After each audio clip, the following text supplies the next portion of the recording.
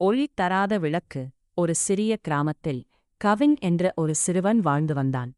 அவன் எப்போதும் தன்னை மற்றவர்களுடன் ஒப்பிட்டு பார்த்தான். என் நண்பர்கள் எல்லாம் என்னை விட சிறந்தவர்கள் என்று நினைத்தான். ஒரு இரவு மின்சாரம் போய்விட்டது. எங்கும் இருள் சூழ்ந்தது. அப்போது அவன் பாட்டி ஒரு சிறிய எண்ணெய் விளக்கை ஏற்றினார்.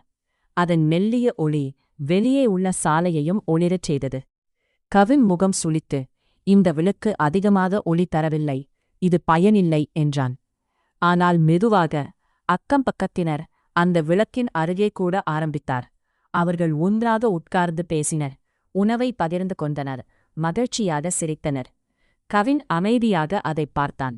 அவன் பலவீனமாக நினைத்த அந்த சிறிய விளக்கு மக்களை ஒன்றாக சேர்க்கும் அளவுக்கு போதுமானதாக இருந்தது.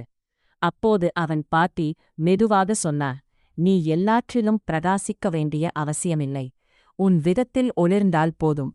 அந்த நாளிலிருந்து கவின் தன்னை மற்றவர்களுடன் ஒப்பிடுவதை நிறுத்தினான். அவன் செய்யக்கூடியவற்றில் கவனம் செலுத்தத் தொடங்கினான். மெல்ல மெல்ல அவன் தனது சொந்த ஒளியை கண்டுபிடித்தான். நீயாக இருப்பதில்தான் உன் உண்மையான வலிமை இருக்கிறது.